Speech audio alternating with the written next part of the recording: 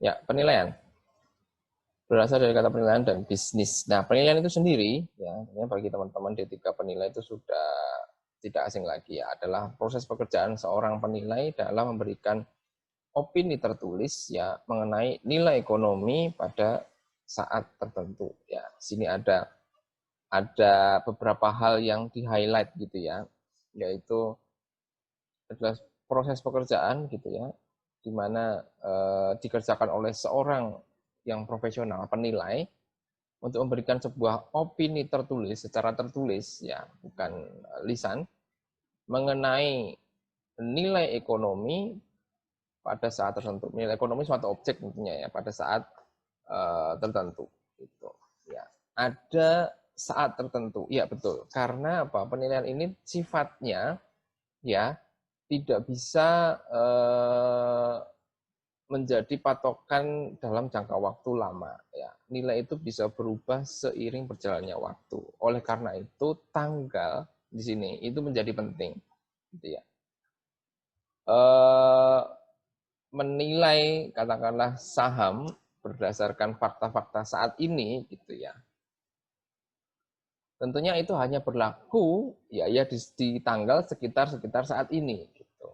Tidak kemudian bisa berlaku sampai tahun depan atau dan lain sebagainya gitu ya. Nah, ini juga patut menjadi pertimbangan seorang penilai juga ya. Misalnya begini, teman-teman ada penugasan misalnya ditempatkan di Direktorat Jenderal Pajak ya. Untuk menilai katakanlah nilai saham sebuah perusahaan. Nah,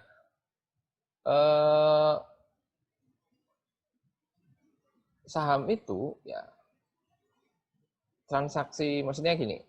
Jadi kasusnya adalah teman-teman diminta untuk mengecek apa tuh namanya kewajaran transaksi,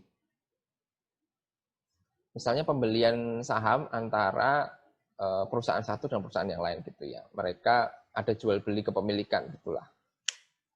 Ya. Terjadi di tahun 2015. Kemudian setelah itu ya tidak ada kasus apapun. Nah, tahun 2020 itu disinyalir transaksi yang terjadi tahun 2015 itu tidak wajar. Misalnya seperti itu ya. Nah, teman-teman sebagai penilai ya ketika ditugaskan coba nilai apakah transaksi tahun 2015 itu ya tentang transaksi pembelian saham antara pihak A dan B ini wajar nggak? Gitu ya. Karena kalau nggak wajar nanti ada perbedaan perlakuan pada pajaknya, katakanlah seperti itu. Nah, kita ingin menyelidiki ini misalnya. Nah, teman-teman ditugaskan. Maka, karena sekarang udah tahun 2020, ketika akan menilai objek transaksi yang terjadi tahun 2015, maka kita harus menggunakan seluruh informasi yang hanya tersedia di tahun 2015. Maksudnya begini, tidak boleh menggunakan fakta sekarang untuk menilai sesuatu yang terjadi tahun 2015. Itu nggak boleh, nggak bisa. Ya, karena di sini ya itu tadi pada saat tertentu.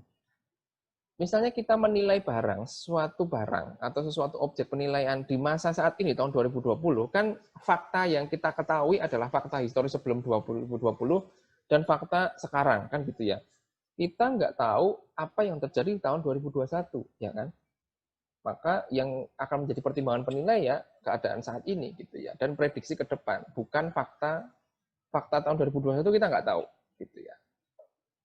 Nah, begitu juga pada saat kita menilai sesuatu yang terjadi di masa lampau gitu ya. Maka nggak boleh kita menggunakan fakta sekarang untuk menilai yang masa lampau, itu nggak boleh. Ya itu kira-kira seperti itu.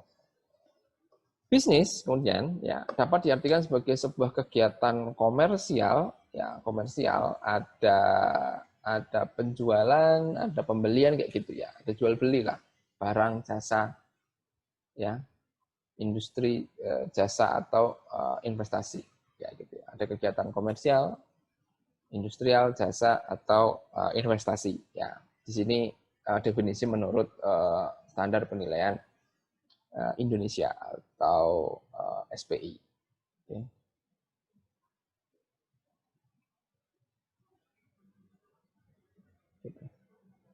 Nah, ini baru kata demi kata ya, kita lihat penilaian itu apa dan bisnis itu apa. Nah,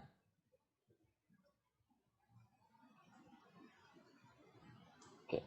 Nah, penilaian usaha atau perusahaan itu berkembang seiring banyaknya jual beli perusahaan, jual beli kepemilikan. Kepemilikan itu apa sih sebenarnya? Kepemilikan itu adalah saham. Ya, saham itu kan kalau kita punya saham, kalau kita membeli saham, itu kan berarti kita menjadi investor atau menjadi pemilik dari perusahaan tertentu dengan porsi sekian persen tentunya. Semakin banyak lembar saham yang kita beli pada suatu perusahaan, maka porsi kepemilikan kita pun bisa makin bertambah. Jadi jual beli perusahaan maupun jual beli kepemilikannya, jual beli sahamnya, ya itu semakin berkembang. Itu kemudian turut andil dalam perkembangan ilmu penilaian bisnis ini. Nah, penilaian bisnis ini bisa didefinisikan sebagai suatu tindakan, proses, kegiatan untuk sampai pada suatu pendapat atau perkiraan tentang nilai, ya, karena memang penilaian itu akan menghasilkan opini, ya. Namanya opini itu tidak bersifat mutlak, ya. Antara satu penilaian dengan penilaian yang lain bisa saja berbeda, gitu ya. Maka disebut sebagai pendapat atau perkiraan tentang nilai atau opini nilai, gitu ya. Dari suatu perusahaan, ya, objeknya itu bisa perusahaan atau dari suatu penyertaan atau kepemilikan. Ya, penyertaan dengan kepemilikan atau kepentingan ini sebenarnya sama artinya, yaitu yang dia itu menggambarkan tentang saham. Ya, saham itu adalah menggambarkan bahwa kita punya kepemilikan, bahwa kita punya penyertaan, bahwa kita punya kepentingan pada suatu perusahaan. Ya, kepentingan perusahaan, kepentingan kepemilikan. Nah, itu. Jadi ini salah satu definisi dari penilaian bisnis. Kalau properti yang kita nilai itu adalah barangnya, tanahnya, bangunannya, ya kan? Kemarin teman-teman sudah menilai residensial berupa tanah dan bangunan, gitu ya. Menilai bangunannya, gitu ya. Kalau bisnis, ya ini juga teman-teman di semester ini juga kalau nggak salah ya belajar tentang penilaian properti komersial, betul ya? Betul Pak. Ya betul ya, oke.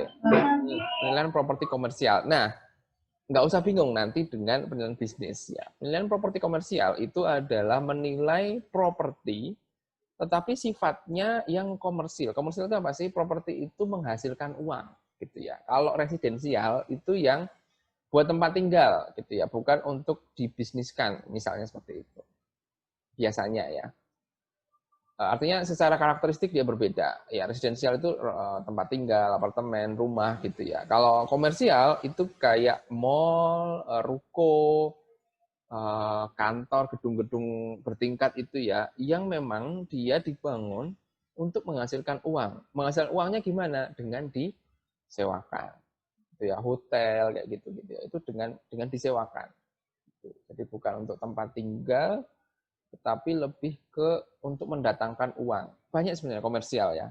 Kayak kalian bikin lapangan futsal disewakan, itu properti komersial tuh.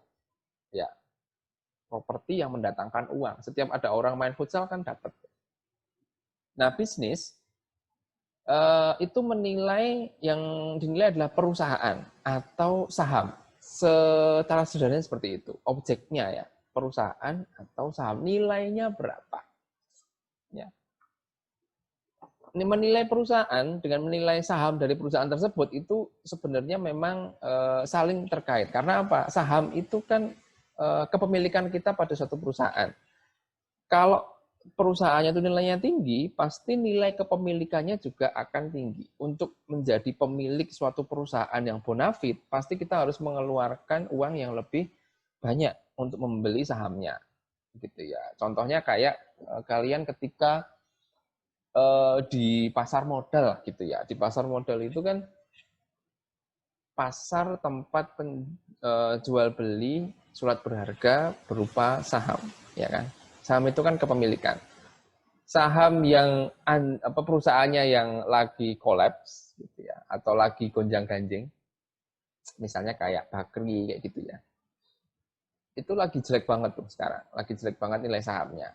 Paling 150-an tuh ada tuh beberapa ya.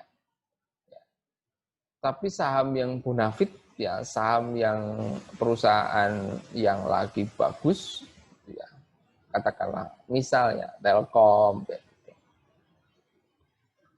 Maka nilai sahamnya juga tinggi ya, karena ya itu saling berhubungan. Kalau perusahaannya itu memang bonafit, bagus, kinerjanya baik, maka nilainya tinggi. Ketika nilainya tinggi, untuk menjadi investor, untuk memiliki saham ya, untuk memiliki sebuah kepemilikan pada perusahaan tersebut, itu juga kita harus mengeluarkan uang yang lebih tinggi pula.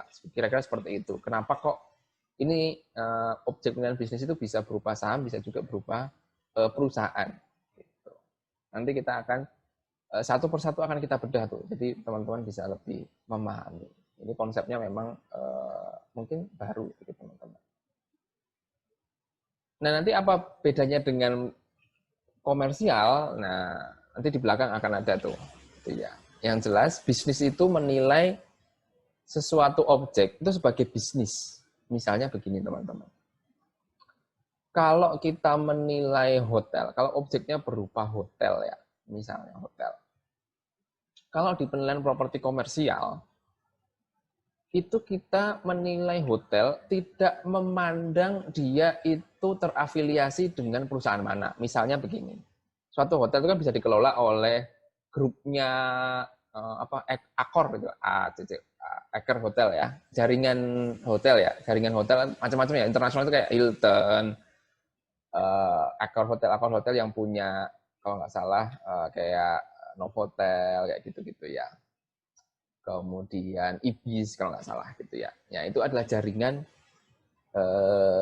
hotel tuh. Nah ada juga hotel yang dikelola oleh brand yang tidak terlalu terkenal. Misalnya kayak Ken Dedes Hotel kayak gitu-gitu. Kayak Hotel Maju Jaya kayak gitu ya. Yang belum punya nama. Nah kalau di properti komersial itu tidak memandang itu dimiliki siapa gitu ya.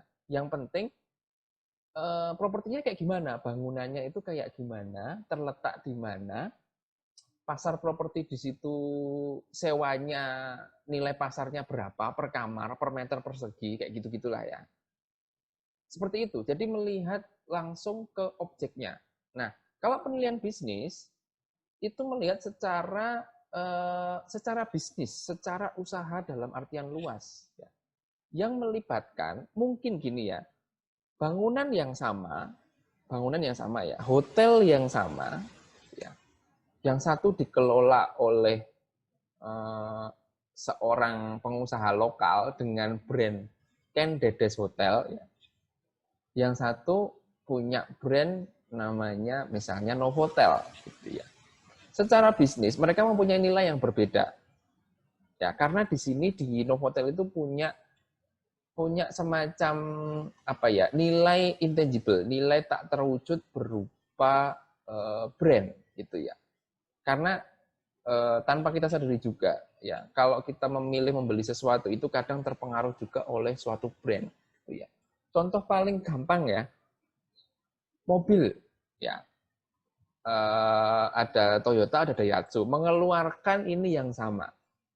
Tipe yang mirip gitu ya, kembaran. Avanza, Xenia, Rush, Terios, Agya, Ayla. Iya kan? Toyota sama Daihatsu. Ya.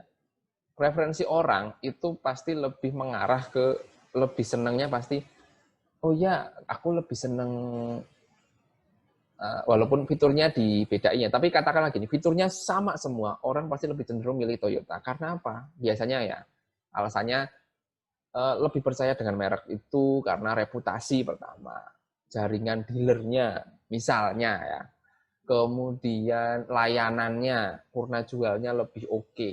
Terus ketika dijual lagi itu orang lebih cenderung nyari Toyota daripada Daihatsu. Itu kekuatan merek, padahal barangnya itu sama. Jadi kayak properti komersial itu melihat barangnya. Kalau barangnya itu sama, nilainya sama. Tetapi bisnis memandang dua ini menjadi berbeda ketika dia dikelola oleh sistem atau bisnis yang berbeda. Nah, itulah bedanya ketika kita menilai hotel dalam tataran penilaian properti komersial dan menilai sebuah jaringan hotel, ya, atau menilai misalnya Ibis gitu ya sebagai jaringan hotel, gitu ya. Karena ketika kita menilai dalam penilaian bisnis itu kita mempertimbangkan nilai-nilai seperti mereknya, reputasinya, gitu, jaringannya, yang mana itu akan memberikan pengaruh kepada nilai gitu ya. Contohnya kayak tadi Toyota sama Daihatsu, orang lebih cenderung dengan tipe yang sama katakanlah ya, rela untuk membayar yang lebih tinggi untuk Toyota dibanding Daihatsu meskipun barangnya sama. Ya toh. Itu contohnya ya. Kalau properti komersial barangnya sama, ya nilainya sama gitu karena dia tidak memandang nilai bisnis, tidak memandang aset tak berwujud berupa reputasi, merek, jaringan, servis misalnya, atau misalnya kekuatan sumber daya manusianya, gitu ya.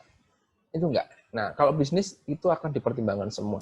Nanti pastinya tergantung dari metode yang akan dipilih. Gitu. Intinya, kalau bisnis itu lebih luas, ya dia memandang sesuatu secara lebih besar, ya, yaitu sebagai bisnis, bukan sebagai propertinya. Paham ya jadinya ya? Memandang properti dengan memandang bisnis, gitu. Seperti itu. Jadi nanti ketika teman-teman beralih dari pelajaran komersial, penilaian properti komersial ke penilaian bisnis, jadi nggak usah bingung gitu ya. Next, pengertian tentang, saya minum dulu ya. Teman-teman juga boleh minum atau ngemil ya, karena ini jarak jauh.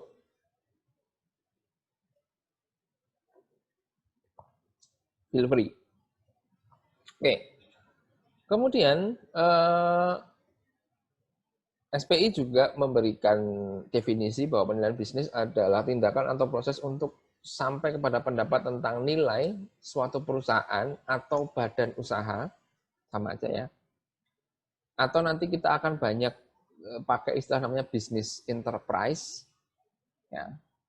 Jadi yang pertama ini, nilai dari perusahaan atau badan usaha atau business enterprise, atau nilai dari suatu kepentingan atau kepemilikan atau interest, bisnis interest. Interest ini bukan bunga ya. Jadi di sini interest itu adalah diartikan sebagai kepentingan atau kepemilikan.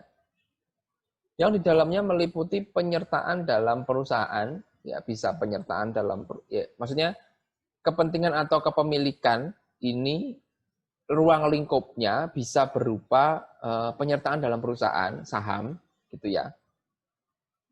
Bisa juga aktiva tidak berwujud. Jadi penilaian bisnis bisa juga digunakan untuk menilai aktiva tidak berwujud. Contoh, berapakah nilai paten yang misalnya gini, Samsung membuat teknologi paten layar lipat, gitu ya. Itu dipatenin. Nah itu nilainya berapa sih? Nah itu bisa dicari dengan cara penilaian bisnis. Itu juga penyertaan dalam perusahaan ya, atau transaksi material lain gitu ya.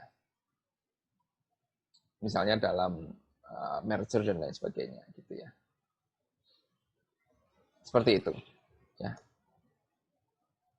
Nah, ruang lingkup dari dengan bisnis yang di sini ya, yaitu sebentar.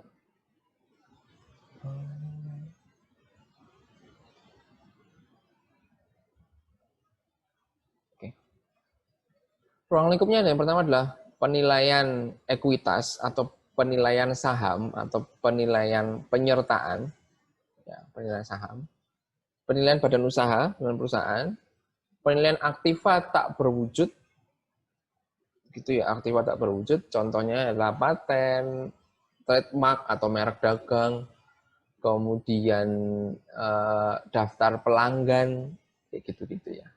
Itu punya nilai ekonomis, ya. Daftar pelanggan itu ya punya nilai bisnis. Contoh, kayak Gojek, Grab itu dia mungkin asetnya sedikit ya, tapi nilai dia besar itu karena intangible value-nya, karena intangible asetnya. Berupa apa? Pertama, Pak, dia punya database ya pelanggan, dia punya data pelanggan, namanya siapa, tinggal di mana,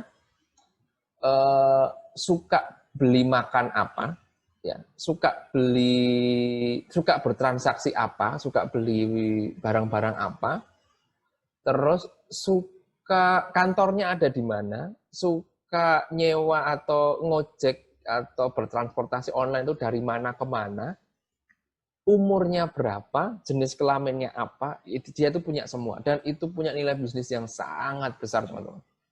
Ya, itu adalah database pelanggan tanpa harus merujuk pada suatu identitas yang bersifat ini ya, dilindungi ya, maksudnya nomor KTP dan lain sebagainya, nama lengkap, tapi dia punya database bahwa misalnya begini, mayoritas masyarakat Tangerang Selatan yang berjenis kelamin pria itu suka membeli cilok pada jam 10 sampai jam 2 siang. Kayak gitu. Itu kan sebuah data yang sangat berarti. Artinya apa? Berarti peluang bisnis kalau kita mau jualan cilok itu potensial sekali. Dan kita sasar orang-orang yang berjenis kelamin pria. Contohnya seperti itulah. Atau gini, mahasiswa STAN itu mayoritas akan memesan Gojek berupa makanan jenisnya apa dari warung yang kayak gimana misalnya begitu. Ternyata misalnya ya di jam-jam pagi itu yang laris itu pada mesen misalnya GoFood itu bubur ayam. Kalau siang itu GoFoodnya misalnya apa ya, nasi padang. Kalau malam itu sate ayam, misalnya kayak gitu. Itu kan data marketing yang sangat berharga sekali. Yaitu bisa bernilai uang, seperti itu. Merek, dagang, kemudian paten, terus macam-macam yang lain, ya. Berbagai intangible aset yang mungkin tidak bisa diidentifikasi. Nah, kayak ya kalau kita lihat ya, misalnya kita mau membeli perusahaan Gojek, ya asetnya dia mungkin nggak banyak ya, dia nggak punya armada taksi, dia nggak punya motor, armada ojek dia nggak punya, itu kan mitra semua. Dia nggak punya restoran, ya kan? Dia nggak punya salon, ya, tetapi dia bisa menyediakan jasa itu semua dan memperoleh untung dari situ. Ya. Secara aset tetap dia itu sedikit kecil, tetapi nilai dari perusahaan itu besar banget karena ya itu tadi, karena aset tak berwujudnya dia itu nilainya besar, ya. Dia punya basis pelanggan, dia punya data customer, dia punya jaringan, dia punya sistem, ya, dia punya teknologi keuangan, GoPay, itu adalah sebuah aset yang sangat tinggi nilainya. Maka tidak heran bahwa nilai perusahaan Gojek ya dalam artikel beberapa waktu yang lalu itu justru nilai bisnisnya itu lebih tinggi kalau kita mau beli perusahaannya daripada nilai perusahaan Garuda Indonesia yang mana dia punya pesawat sekian ratus, Boeing 737 sekian sekian sekian. Sementara Gojek jangankan pesawat ya, taksi aja dia nggak punya, motor ojek aja dia nggak punya, tetapi nilai bisnisnya justru lebih tinggi. Ya karena itu tadi, dia punya intangible aset yang tinggi. Meskipun secara neraca dia itu biasa-biasa aja. Gitu ya. Nah, penilaian bisnis juga bisa juga dilakukan untuk penilaian kerugian ekonomis ya, penilaian kerugian ekonomis, misalnya dampak dari apa namanya ditutupnya suatu usaha, misalnya seperti itu, ya. Atau bisa juga dalam ganti rugi, misalnya ya, ganti rugi atas misalnya kayak contoh ada bencana yang disebabkan oleh kelalaian misalnya ya, mohon maaf mungkin saya coba menggunakan lumpur lapindo katakanlah gitu ya, itu sebenarnya kan kalau di sekitarnya itu kena ya dan dia itu di sana punya usaha, sebenarnya bisa yaitu ganti ruginya ya sebesar nilai bisnisnya dia, itu tidak hanya properti dia yang tertimbun lumpur, maksud saya begitu. Karena apa? Sebelum kena lumpur katakanlah dia bisa berusaha, dia maksudnya gini, dia bisa menjalankan bisnis, dia punya penghasilan gitu ya. Walaupun mungkin dia berada di suatu ruko yang kecil gitu ya. Secara nilai properti mungkin kecil, tapi secara nilai bisnis besar gitu ya. Karena itu adalah mata pencariannya dia. Misalnya berupa warung gitu ya. Omsetnya gede banget tuh padahal dengan lokasi yang sangat strategis gitu ya. Nilai warungnya mungkin tidak seberapa teman-teman. Kalau diganti rugi, kamu dulu punya apa di sini? Warung. Yalah, warung paling harganya berapa? Secara properti nilainya tidak seberapa mungkin ya. Tetapi secara bisnis itu sangat besar gitu ya. Karena lokasinya dan lain sebagainya, nilai bisnisnya sangat besar. Bahkan kadang ada itu ya, ada cerita seorang penjual gado-gado di bilangan di Jakarta gitu ya. Itu bahkan nggak mau untuk pindah ke kios yang lebih besar untuk pindah dari situ. Dia tetap milih di lokasi yang mungkin orang bilang itu kecil, tetapi katanya itu hokinya di situ gitu. Saya lebih menik sudah menjadi kayak apa ya, orang itu kenalnya beli gado-gado ini tuh di sini. Gitu ya. Kalau pindah nanti takutnya kalau geser gitu ya takutnya malah jadi kurang laku karena mungkin posisi ininya menjadi tidak fenomenal lagi gitu misalnya kayak gitu. Ada beberapa juga di daerah kan seperti itu ya. Dia memilih pokoknya ya cuma ada di sini gitu walaupun tempatnya itu kurang representatif gitu. Seperti itu.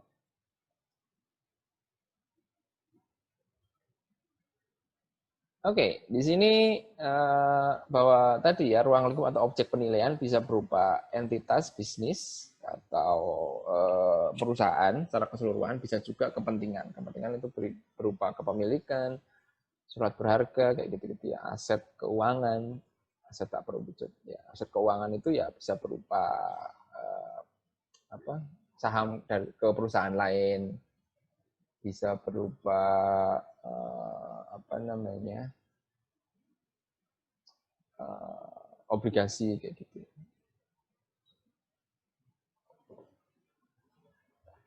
Oke. Nah, di sini pemanfaatan penilaian bisnis. Pemanfaatan penilaian bisnis ini banyak sekali teman-teman, banyak sekali dipakai dan macam-macam. Ya, ada yang dipakai untuk urusan biasa, artinya masyarakat secara umum. Ada yang untuk kepentingan pemerintah. Nah, kita coba cek satu-satu.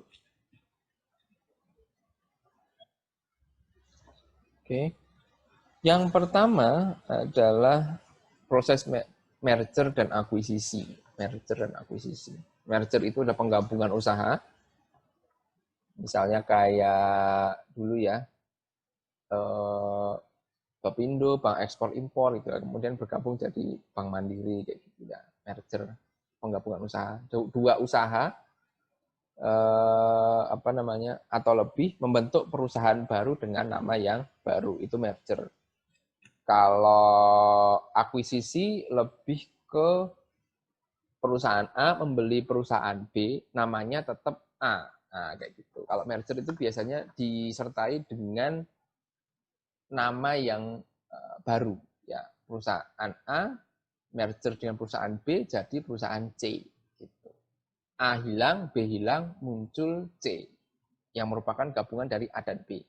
Kalau akuisisi, perusahaan A membeli perusahaan B hilang atau masih ada tetapi tergabung dalam grupnya perusahaan A, kayak gitu. Itu bedanya merger dengan akuisisi. Nah, namanya merger dan akuisisi ketika digabung, ya perusahaan itu ketika digabung, ya tentunya di situ akan terjadi transaksi ya, berapa kompensasi harus diberikan kepada perusahaan yang dibeli. Gitu. Nah, itu akan melibatkan penilaian bisnis. Gitu. Itu contohnya. Kemudian proses reorganisasi, pemisahan, spin-off, pemisahan bagian suatu bisnis atau spin-off. Gitu ya. Itu juga kadang-kadang memerlukan penilaian bisnis. Gitu ya. Berapa kira-kira pada saat akan dijual gitu misalnya ya, atau akan ini dari sisi ininya ya, yang akan menjual ya, itu berapa harga yang layak. Kalau dari merger akuisisi tentunya dari kepentingan si orang yang mau membeli atau perusahaan yang mau membeli perusahaan lain itu kira-kira harga berapa yang layak untuk dia. Gitu. Kemudian juga ada pemisahan suatu kemitraan ya, atau partnership. Ya, itu teman-teman kalau sudah belajar tentang apa namanya hukum bisnis, hukum perusahaan, yaitu ada berbagai macam bentuk perusahaan kan. Ada perseorangan, ada partnership, ya, atau firma, gitu ya, ada PT, ya, atau perseroan, ya. Nah, kalau bentuknya firma, misalnya salah satu firma mengundurkan diri, maka ya akan dinilai gitu ya berapa kompensasi yang harus diberikan ke dia. Gitu. Kemudian juga proses likuidasi, ya, penutupan perusahaan, pembubaran perusahaan. Ada juga proses tentang initial public offering. Initial public offering itu apa sih? Itu adalah penawaran saham perdana. Pertama kali, sebuah perusahaan itu go public ya, atau menawarkan sahamnya secara luas ke masyarakat. Ya, go public ya. Itu diawali dengan initial public offering. Nah, gunanya apa pilihan bisnis? Untuk menentukan harga saham yang ditawarkan pada saat IPO atau initial public offering itu berapa per lembar. Gitu. Berapakah harga yang layak untuk diberikan atau untuk ditawarkan, itu misalnya. Kayak dulu misalnya waktu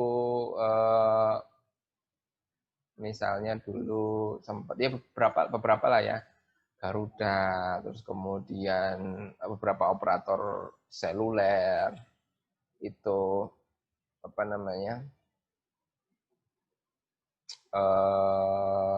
menawarkan saham perdananya ke publik dengan harga misalnya harga satu lembarnya 700, harga selembarnya itu 600, harga selembarnya itu 500 misalnya kayak gitu.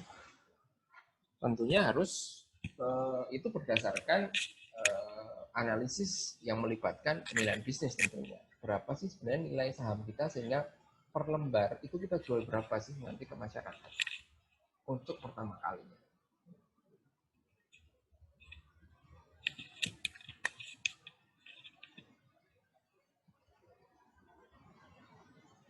Oke. Ya. Lalu juga untuk klaim asuransi. Ya.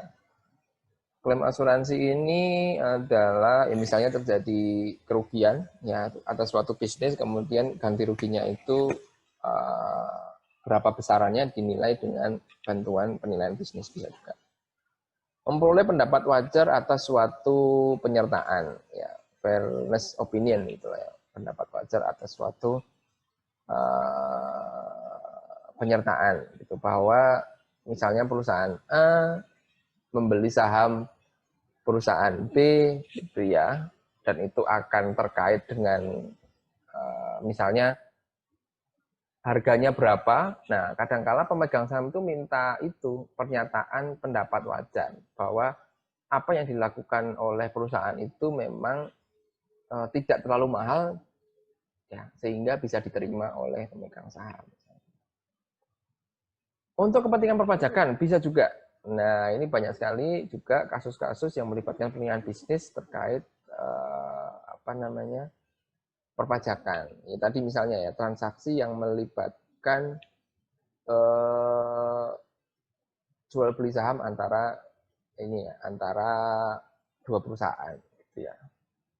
Namanya transaksi dalam suatu perusahaan pasti di dalamnya akan terkait dengan namanya perusahaan ya pengeluaran ya itu akan mempengaruhi pajak.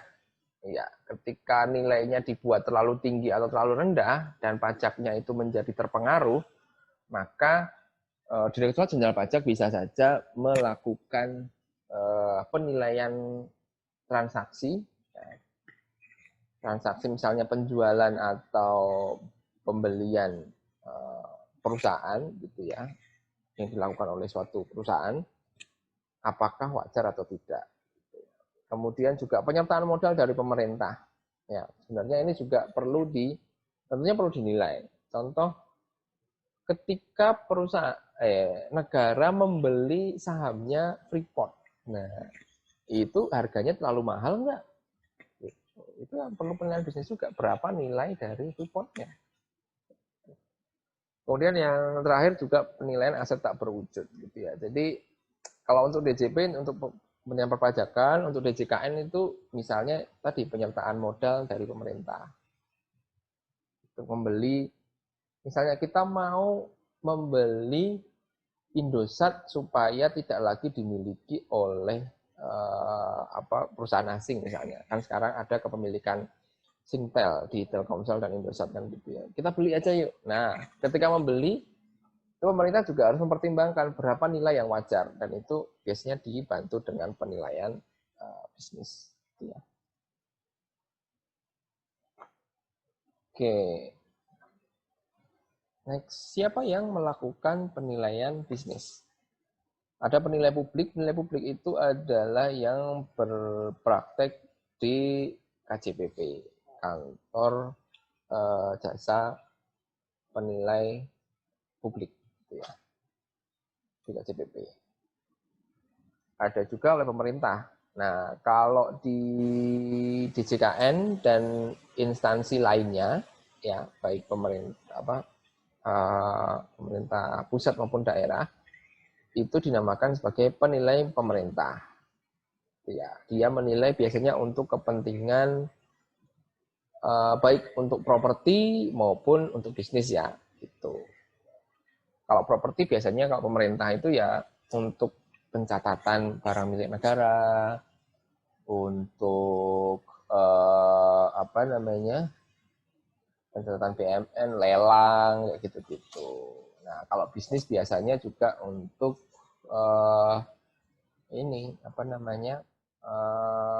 tadi penyertaan pemerintah tadi ya pada suatu badan usaha seperti itu.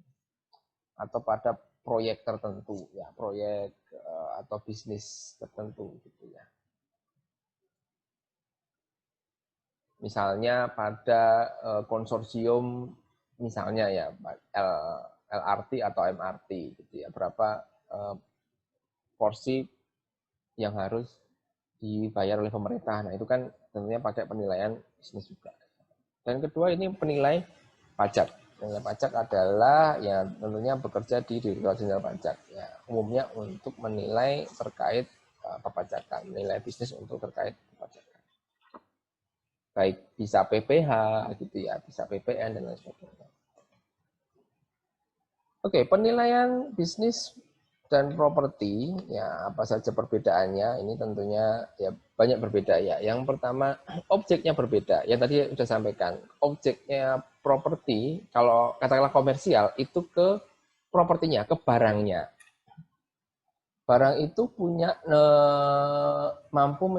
misalnya gini, suatu mall, ya tanpa memandang dia dikelola oleh siapa, ya dikelola oleh grupnya City Corp kah, atau dikelola oleh grupnya misalnya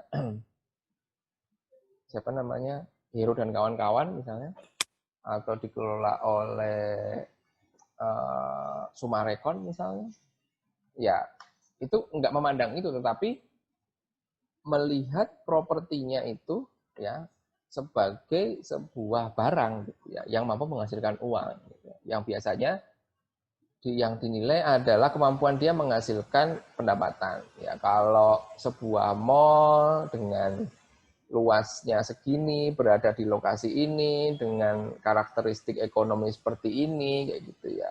Itu berapa sih nilainya? Dilihat dari kemampuan dia menghasilkan pendapatan, dikurangi dengan beban-bebannya tentunya. Tapi kalau bisnis melihat lebih jauh lagi, bagaimana lebih ke pengelolaan bisnisnya dia, gitu ya. Melihat ke perusahaan, bukan barang, tapi perusahaan. Perusahaan itu punya barang, punya barang yang berwujud, juga punya barang tidak berwujud. Nah, itulah yang secara sederhananya ya, barang tidak berwujud itu tidak dipertimbangkan dalam properti, tetapi dipertimbangkan dalam bisnis. Ya. Lingkup penilaiannya tadi yang sampai ke sampai ke intangible-nya tadi ya, itu kira-kira perbedaannya gitu. Lingkup penilaiannya. Kemudian data yang dikumpulkan dan analisis yang diperlukan berbeda. Ya, kalau di properti kan mengumpulkan, mungkin sama-sama mengumpulkan laporan keuangan ya, tetapi kalau di properti komersial itu laporan keuangannya nanti data yang diambil itu data terkait properti saja. Tidak ada data nanti pendapat. Misalnya gini, kalau yang menilai bisnis hotel itu termasuk pendapatan dari dari restorannya gitu. Termasuk pendapatan dari laundrynya, termasuk pendapatan dari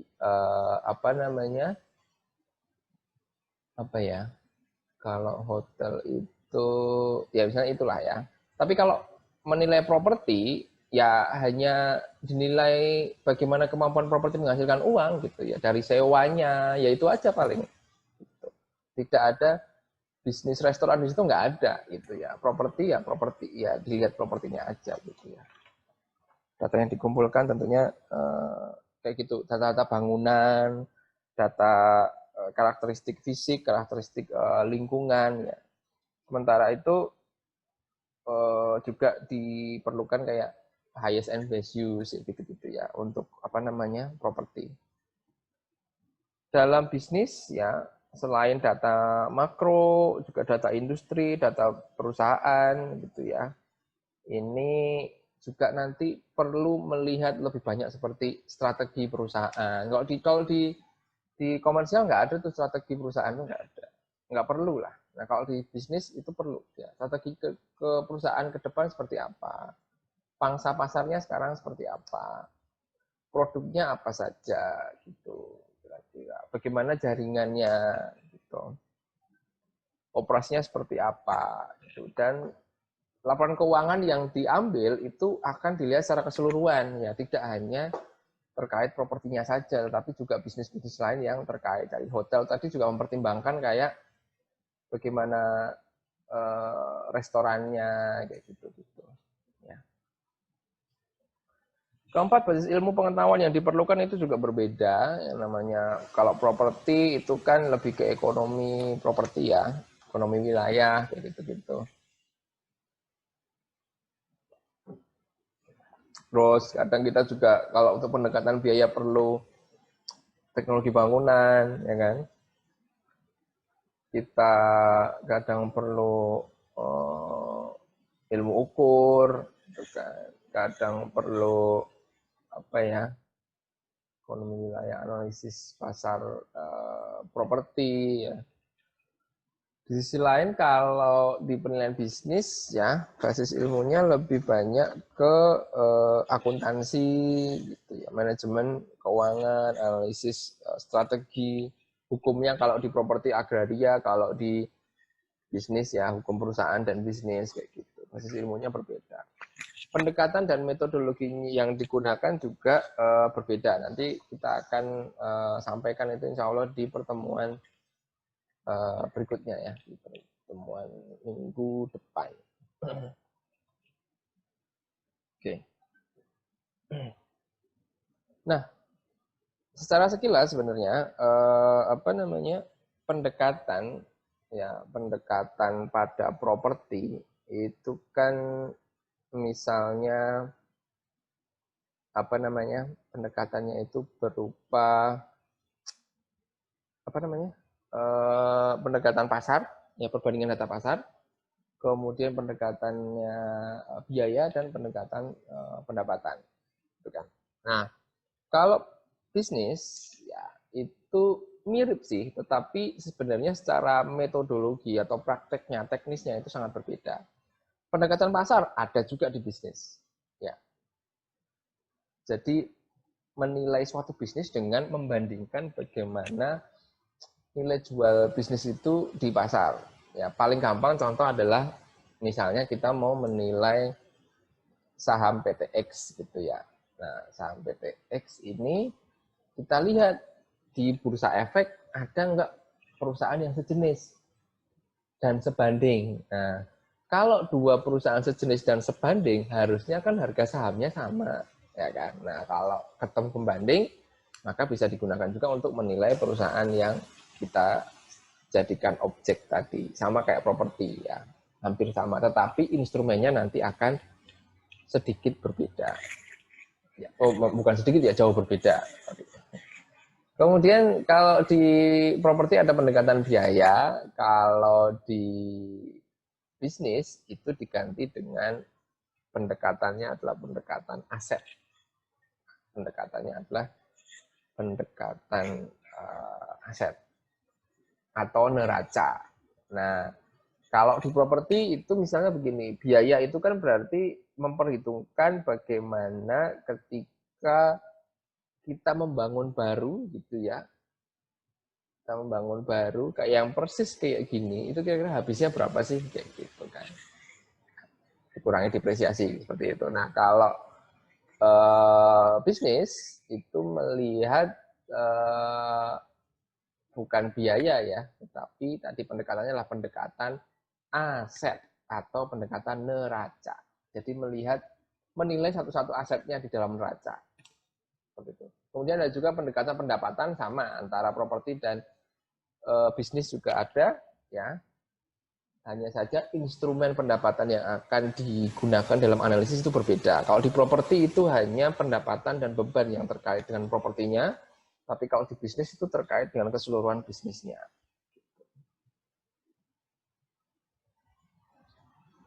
Oke. Kemudian ada yang namanya model penilaian bisnis.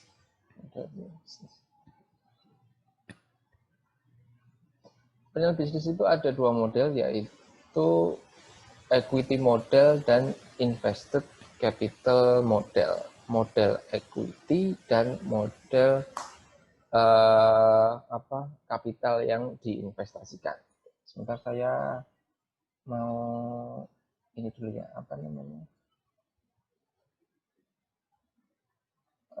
sebentar. Mau upload bukti mengajar dulu di portal sebentar ya.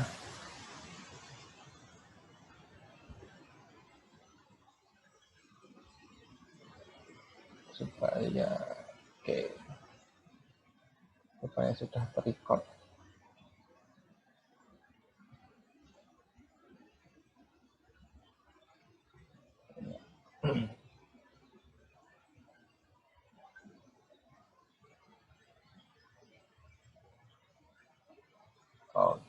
Oke.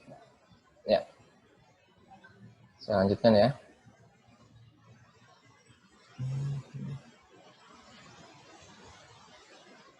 Nah,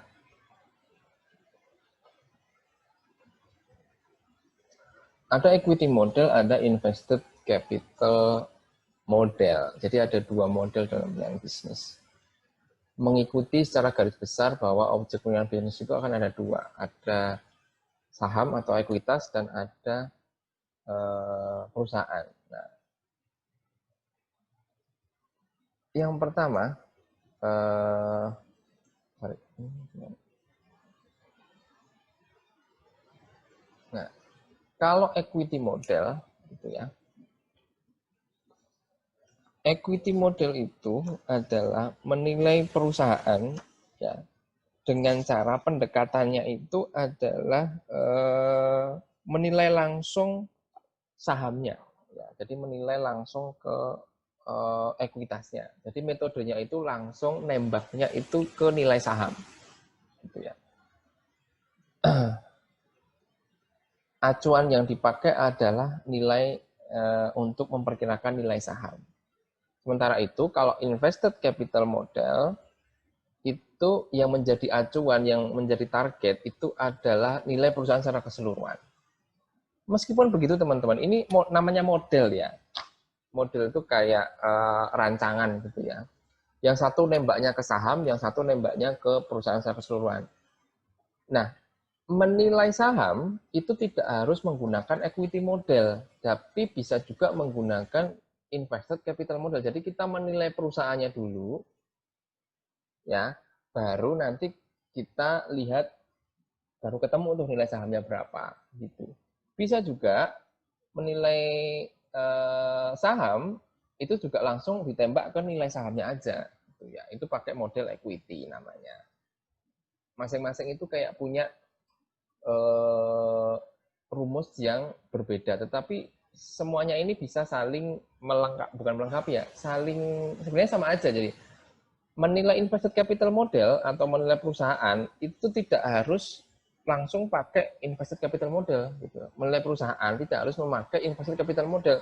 Bisa pakai equity dulu, bisa pakai model equity, ketemu nilai sahamnya berapa, lalu habis itu ditambahkan 1-2 proses, baru ketahuanlah nilai perusahaannya, kayak gitu. Untuk ilustrasinya yang memudahkan, nah ini teman-teman, masih ingat dengan namanya persamaan akuntansi? Ya, persamaan akuntansi itu apa sih? Aset, ya kan? Sama dengan utang ditambah ekuitas, ya kan? Dalam neraca ini. Aset sama dengan utang ditambah ekuitas. Gitu kan. Nah, menilai bisnis, ya, menilai sebuah perusahaan itu kita coba bayangkan dalam neraca ya. Neraca itu kan seperti ini. Ya kan, neraca seperti ini kan. Aset sama dengan utang dengan ekuitas. Nilai di sisi sebelah kiri ya kan, sama dengan nilai sisi sebelah kanan. Betul nggak? Nilai aset itu kan sama dengan utang plus ekuitas. Ya toh? Begitu juga menilai perusahaan, teman-teman. Menilai perusahaan itu terdiri dari kumpulan aset. Ya, kita bisa pakai kacamata kumpulan aset, atau perusahaan itu sebenarnya adalah gabungan dari nilai ekuitas dan nilai utang.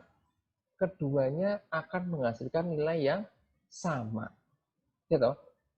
Ibaratnya seperti ini, teman-teman. Model yang pertama yaitu invested capital, ya, itu nembaknya langsung ke sini. Kira-kira seperti itu gampangnya lah ya. Berapa nilai perusahaan? Nilai perusahaan itu ya nilai seluruh asetnya, gitu ya. Kalau model yang kedua, modelnya equity, itu nembaknya ke nilai ini, ekuitas. Jadi kalau nilai ekuitas sudah kena, ya udah tahu, kan tinggal ditambahi utang, jadi nilai perusahaan total kan, sama aja kan. Begitu juga ketika kita nembaknya di nilai ini, nilai perusahaan secara keseluruhan sebagai seluruh asetnya, kalau kita mau cari ekuitasnya, ya aset dikurangi utang kan sama dengan nilai ekuitas. Kayak gitu. Ya, itu menilai sebuah bisnis, teman-teman. Jadi, kita membayangkan sebuah neraca. Oke, neraca akuntansi ya. Mengingat lagi ya, aset sama dengan utang plus ekuitas. Jadi, untuk menilai sebuah perusahaan, itu bisa kita menilai seluruh asetnya, atau menggunakan apa isinya berbasis nilai seluruh perusahaan asetnya, atau kita nilai ekuitasnya dan utangnya lalu ditambahkan gitu. Sama aja, keduanya itu sama gitu ya. seperti itu ya, teman-teman. Menilai itu bisa menilai perusahaan itu ibaratnya menilai seluruh asetnya atau menilai berapa nilai ekuitasnya dan berapa utangnya ditambahkan. Tentunya keduanya ya pendekatannya akan berbeda. Gitu, paham ya? Itu model untuk menjelaskan sedikit tentang model invested capital dan equity kayak gitu. Nah, invested capital ya, ini kan di persamaan akuntansi. Kalau dalam penilaian bisnis persamaannya menjadi sedikit disesuaikan, yaitu aset akan dikenal di sini sebagai enterprise value atau nilai entitas. Ya, enterprise value itu adalah nilai perusahaan atau nilai entitas. Gitu ya. Sementara nilai saham itu ada di sini, nilai ekuitas. Nah, ini adalah nilai sahamnya dia atau ekuitas. Gitu. Jadi seperti ini dalam persamaan penilaian bisnis. Enterprise value, nilai entitas sebuah perusahaan itu sama dengan nilai utangnya ditambah dengan nilai sahamnya. Itu kira-kira. Nilai perusahaan itu sama dengan nilai utang ditambah nilai sahamnya. Nah, memang dalam penilaian bisnis ini sedikit berbeda ya. Ini kan aset. Aset kalau dalam penilaian di sini persamanya jadi enterprise value atau nilai entitas sebuah perusahaan. Nah, kemudian di sini ada kok di sini utang berubah jadi net debt. Nah, ini nanti akan kita jelaskannya. Apa itu net debt dan apa itu ekuitas.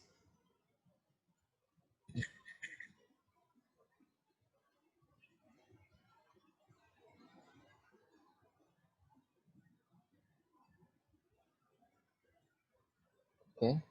Nah, ini dia.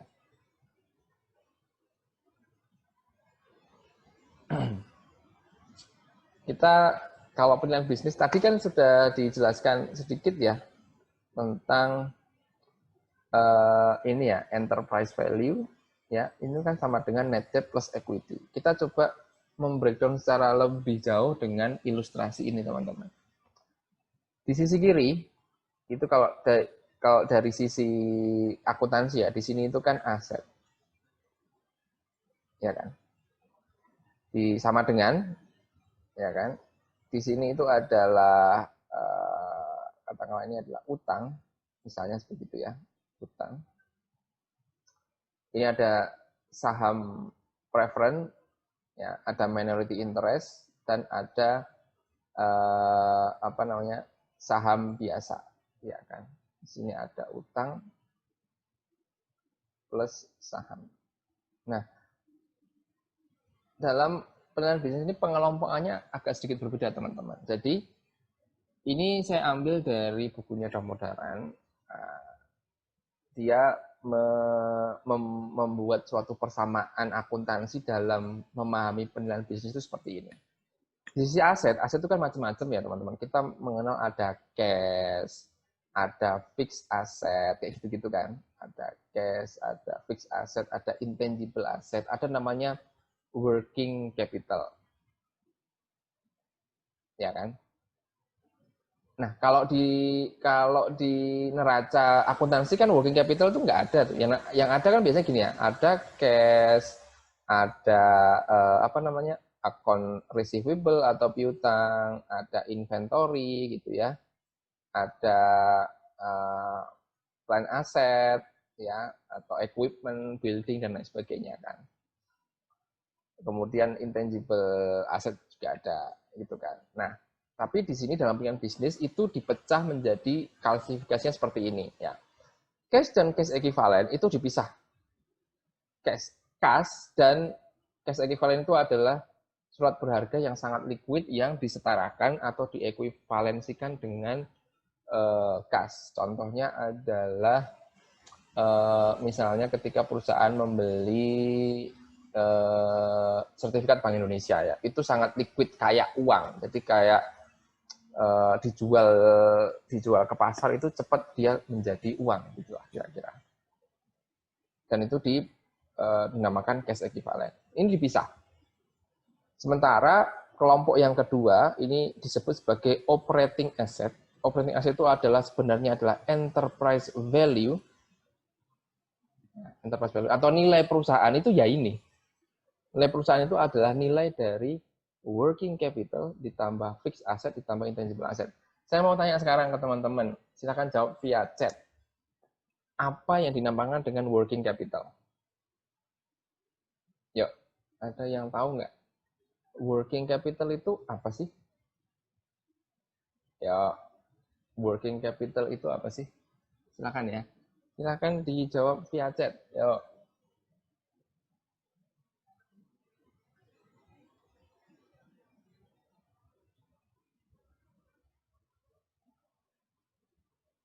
Nah, ya teman-teman silakan ngechat apa sih yang dinamakan dengan working capital itu.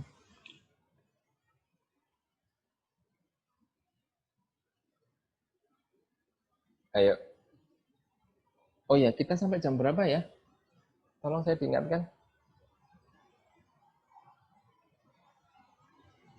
Sampai jam 1. Ya, silakan. Yang mau ngomong boleh, yang via chat juga boleh. Istighfar amal. Modal untuk kegiatan operasional perusahaan. Realnya, ngitungnya gimana? Ngitungnya gimana? Modal untuk kegiatan apa sih? Rizka, selisih antara aset perusahaan saat ini dengan liabilitas saat ini. Selisih antara aset perusahaan. Riva, selisih antara current aset dengan current liability. Total aset dikurangi liabilitas. Ya, ini yang sudah benar adalah Riva. Ya, sebenarnya working capital ya atau modal kerja ya yang kita kenal dalam modal kerja itu adalah aset lancar dan utang lancar ya. Kalau net working capital atau modal kerja bersih itu adalah aset lancar dikurangi utang lancar. Ingat ya, semuanya harus lancar ya. Bukan kalau selisih seluruh aset dan seluruh liabilitas itu namanya ekuitas jadinya. Jadi nggak apa-apa teman-teman. Ya ini untuk review aja ya. Jadi ini tadi ya. Kalau aset dikurangi utang atau liabilitas itu jadinya ekuitas teman-teman. Kalau seluruh aset dikurangi utang itu namanya ekuitas. Tetapi modal kerja itu adalah bagian aset yang lancar ya dikurangi bagian utang yang lancar ya. Yang lancar-lancar doang. Nah, gitu ya. Nah, aset ya, aset itu kan terdiri dari aset lancar. Sorry ini karena saya nggak pakai pen tab jadi agak nggak karuan ini.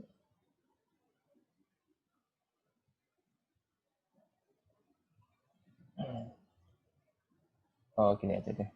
Ini bisa teks ternyata ya. Kan aset itu kan terdiri dari aset lancar ya kan dan aset tetap atau fixed asset atau tidak lancar gitu kan ya. Begitu juga dengan kewajiban atau utang itu kan juga terdiri dari utang lancar dan utang jangka panjang, ya kan? Atau utang tidak lancar. Nah, itu kalau di akuntansi seperti ini ya.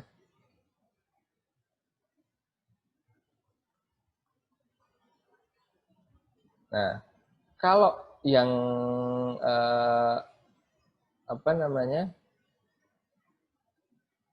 lancar di sini ya, ya dikurangi dengan aset lancar dikurangi utang lancar, itu jadilah namanya working capital. Jadi working capital itu terdiri dari apa? Aset lancar. Aset lancar itu contohnya apa? Contohnya apa? Ada piutang, ya kan? Ada kas ya, ada kas, ada piutang, ada persediaan, gitu kan? Nah, ini kalau dikumpulin, ya, dikurangi dengan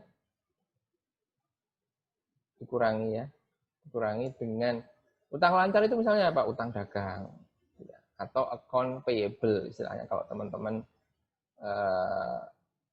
misalnya pakai akun dalam bahasa Inggrisnya. Kas piutang persediaan ini dikurangi dengan utang dagang, kira-kira seperti itu namanya working capital. Nah, dalam perusahaan bisnis, kas ini dipisah dulu. Dia minta dipisah. Nah, klasifikasinya jadi cash and cash equivalent. Nah, yang tadi aset lancar itu masuk di sini operating asset ya sebagai working capital. Nah, utang itu kan posisinya di sini ya, di sisi sebelah sini ya, utang. Ada utang lancar, ada jangka panjang. Nah, utang lancar itu kan biasanya tidak berbunga. Nah, utang lancar ini kan dia ditarik ke sini menjadi net working capital, ditarik ke aset. Jadi seperti itu. Ini dia ditarik ke sini sebagai working capital. Ya. Sehingga di sebelah kanan sudah tidak ada lagi yang namanya utang lancar. Adanya adalah utang-utang yang jangkanya agak panjang dan berbunga. Kira-kira seperti itu. Maka di sini disebut sebagai interest bearing debt atau utang yang berbunga, gitu ya. Intinya seperti itulah. Utang yang berbunga. Kalau di sini working capital biasanya utang-utang lancar yang tidak berbunga, seperti itu biasanya. Nah, kemudian fixed asset masuk di sini dan intangible asset masuk ini sebagai komponen enterprise value atau nilai dari perusahaan. Gitu. Kas ini akan dipisah. Gunanya untuk apa nanti akan saya jelaskan. Lalu ini kan utang lancarnya tadi udah ada ya, udah dihilangi ya di sini tadi ya. Nggak bisa dihapus. Kan udah sorry. Di sini ya. Di sini utang lancarnya udah ke sini kan, yang tidak berbunga. Yang berbunga masih nongol di sini yang berbunga. Oke. Kemudian setelah utangnya semuanya dikumpulin di sini sebagai utang berbunga, kan tinggal ekuitas. Ekuitas itu kan terdiri dari ada saham preferen, di sini kan ada preferen ya. Di sini kan preferen, di sini ada saham biasa. Nah, saham biasa itu adalah nilai dari equity. Equity itu adalah merefer ke saham biasa. Selain itu, mungkin ada ekuitas-ekuitas lain ya. Nah, di sini ada namanya istilah minority interest atau hak dari pemegang saham minoritas. Nah, ini tidak usah kita pelajari lebih jauh karena ini nanti teman-teman butuh belajar dulu tentang akuntansi tingkat lanjutan. Jadi anggaplah, jadi tidak usah terlalu di ini jauh-jauh. Sebagai pengertian aja saya sampaikan begini, minority interest itu apa sih? Minority interest itu gini, misalnya perusahaan A membeli perusahaan B, mereka bergabung menjadi satu.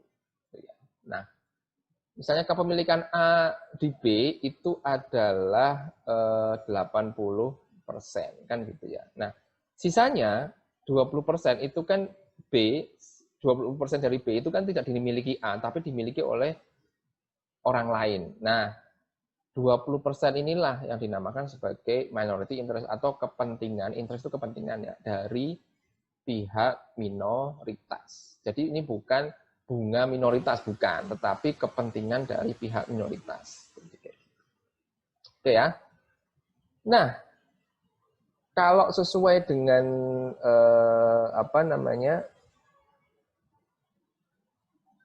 sebelumnya tadi, ya, ini saya clear dulu.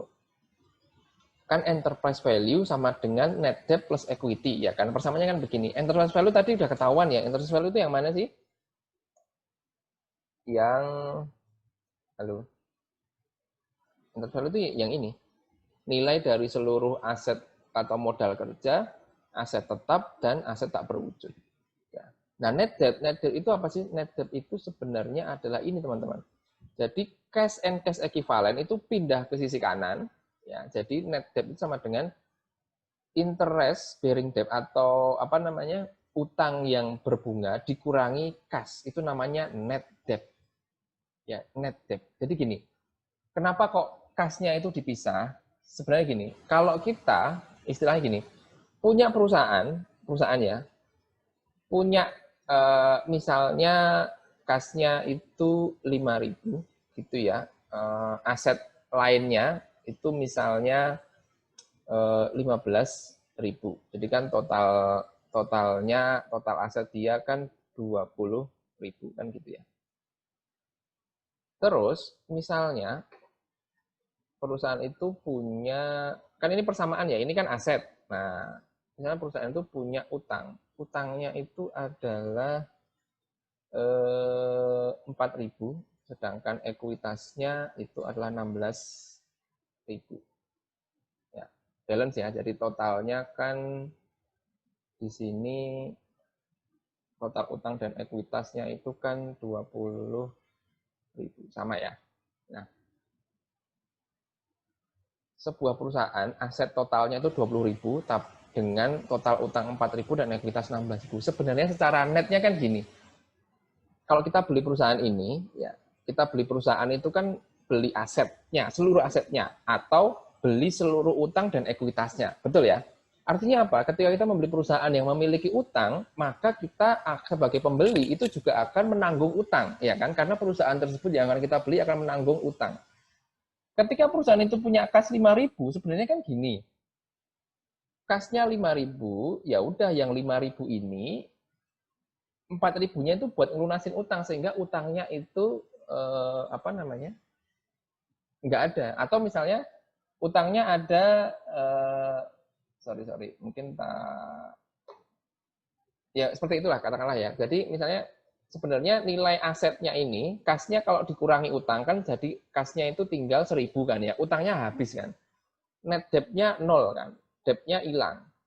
Tetapi total asetnya itu hanya tinggal 16.000 kan gitu ya, atau senilai ekuitasnya. Jadi net debt itu semacam kalau ada kas dalam perusahaan, kasnya itu semacam digunakan untuk mengurangi utangnya dulu gitu, sehingga sampai kasnya habis gitu ya. Sampai kasnya habis itu berapa nilai utangnya secara net. Itulah namanya net debt.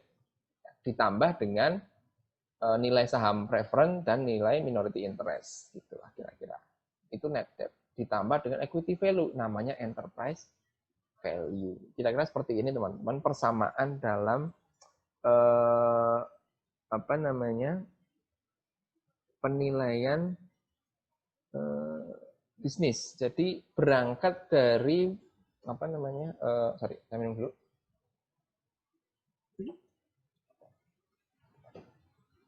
Berangkat dari persamaan akuntansi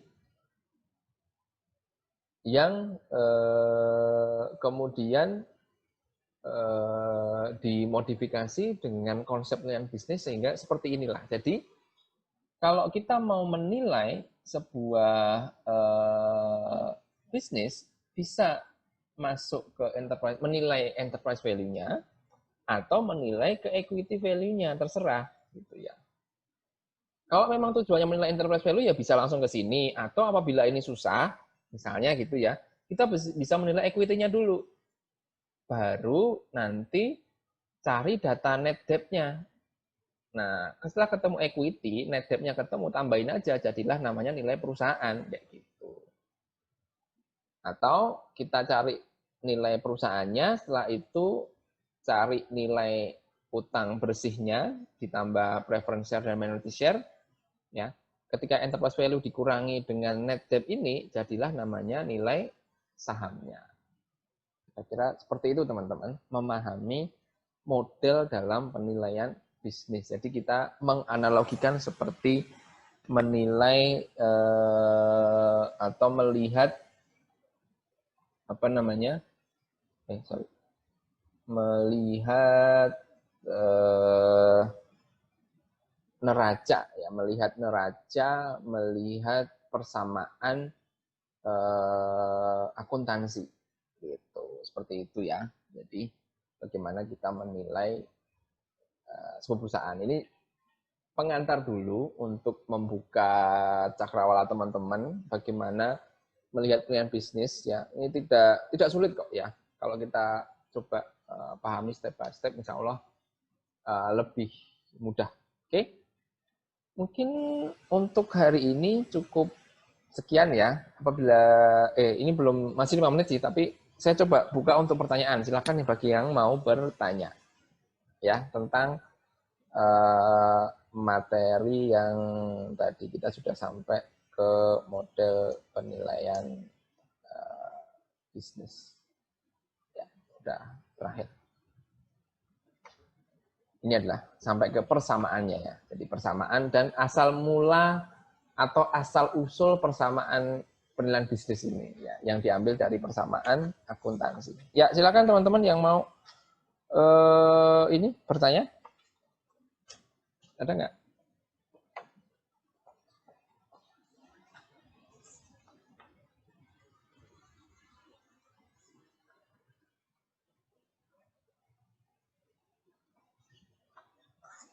Silakan.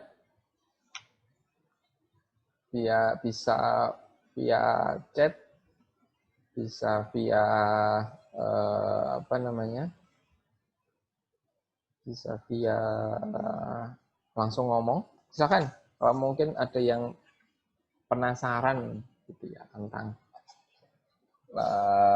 penilaian bisnis, ada nggak? Saya berikan kesempatan nih untuk teman-teman kelas 501.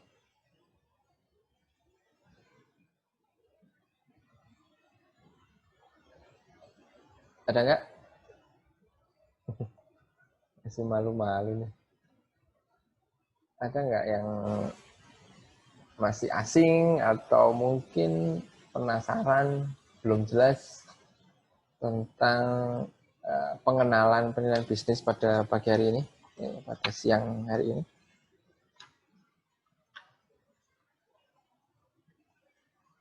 Halo, teman-teman.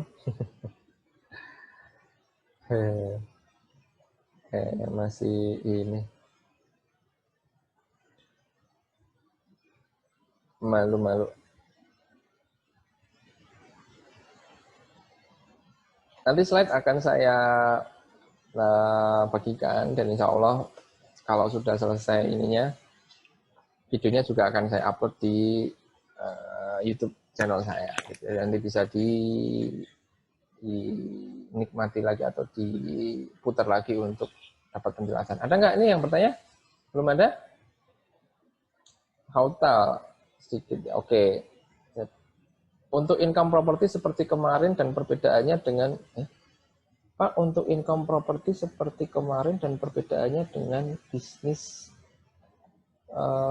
properti. Maksudnya gimana? Hautal. Kalau bisnis properti itu lebih ke itu tadi ya, bisnisnya itu apa, melihat atau menilainya yaitu dari uang yang dihasilkan oleh sebuah properti. Properti itu bisa menghasilkan uang ketika apa, misalnya disewakan kayak gitu kan. Ini paling itu ya, penyewaan kan gitu ya. Nah, kalau penilaian bisnis itu melihatnya dari tidak hanya dari sisi propertinya, tetapi bagaimana dari hal-hal yang lain juga, gitu ya. Seperti kita punya, kayak tadi ya, hotel itu dinilai bukan hanya pendapatan kamarnya, tetapi juga apa namanya, bisnis restorannya, kayak gitu-gitu, bisnis apa namanya, paket weddingnya kayak gitu kan. Kalau properti kan ya penyewaan propertinya, bukan paket wedding di hotel itu kayak gitu kan. Bisnis dan bisnis properti dan bisnis secara keseluruhan. Bisnis properti itu adalah bisnis yang dihasilkan dari properti. Gitu. Jadi kita melihatnya sempit ya pada propertinya saja, bukan pada pendapatan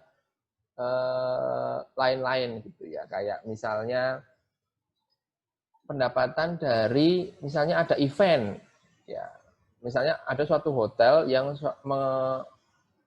sering menghadirkan DJ-DJ terkenal gitu. Pada malam minggu ada event. Nah, itu masuk ke bisnisnya dia sebagai hotel gitu ya. Bukan bisnis dia sebagai properti. Bisnis dia properti ya nilai sewa dari hall yang dipakai aja gitu. Tapi kalau nilai bisnis itu ya nilai ada entertainment-nya di situ kan itu menghasilkan uang dan itu adalah bisnisnya dia gitu sebagai hotel gitu, bukan sebagai properti hotel gitu. Untuk piutang apakah masuk ke dalam aset? Ya, piutang itu aset, ya, aset. Piutang itu aset. Ya, piutang itu kan aset bisa masuk ke aset lancar ya, sehingga bisa masuk ke modal kerja gitu. Piutang itu aset lah. Ya, masuk ke working capital tadi untuk piutang. Restu. Apa mungkin adanya perbedaan nilai terhadap suatu bisnis antar penilai yang berbeda melihat data yang digunakan dalam laporan keuangan dan data lain yang sama yang diberikan suatu? Ya, namanya penilaian ya, baik penilai properti maupun penilai bisnis itu cenderung akan menghasilkan nilai yang berbeda. Meskipun ada selisih sedikit ya, jarang akan menghasilkan sama karena di situ ada unsur subjektivitas. Bagaimana kita membuat suatu proyeksi, bagaimana memandang sebuah aset tak berwujud kayak gitu-gitu ya. Walaupun ada ini ya, misalnya begini, kalau pakai pendekatan pasar, itu kan cari pembanding. Nah, pembanding yang dicari antara penilai satu dan penilai yang lain kan bisa berbeda kan? Tidak selalu sama kan? Ketika dia benar-benar dikerjakan oleh dua orang yang berbeda di tempat yang terpisah, sama sekali tidak berkomunikasi, bisa aja yang satu pembandingnya BCD, yang satu pembandingnya XYZ. Kan bisa aja. Sehingga nilai yang dihasilkan pun berbeda, meskipun dalam range yang tidak terlalu jauh. Ya, kalau berbeda mah, itu sesuatu yang kayaknya hampir pasti deh, karena namanya ada unsur subjektivitas di situ. Thank you Restu. Untuk Nina, mengapa saham preference dan minority interest ditambahkan ke net debt? Ya emang teorinya begitu sih. Jadi dia tidak. Jadi karena gini, nilai ekuitas itu hanya memang kepemilikan yang apa ya? Yang mencerminkan kepemilikan real itu adalah saham biasa. Sehingga nilai-nilai di selain saham biasa, nilai ekuitas selain saham biasa itu nanti masuknya ke istilahnya ke kayak net debt gitu ya. Oke teman-teman, itu kira-kira nanti kita bisa lebih jauh lagi saya sampaikan. Terima kasih untuk perhatiannya dan mohon maaf apabila ada mungkin kekurangan dalam penyampaian. Ketemu lagi di minggu depan, semoga bermanfaat. Terima kasih semuanya. Assalamualaikum warahmatullahi wabarakatuh. Waalaikumsalam warahmatullahi wabarakatuh.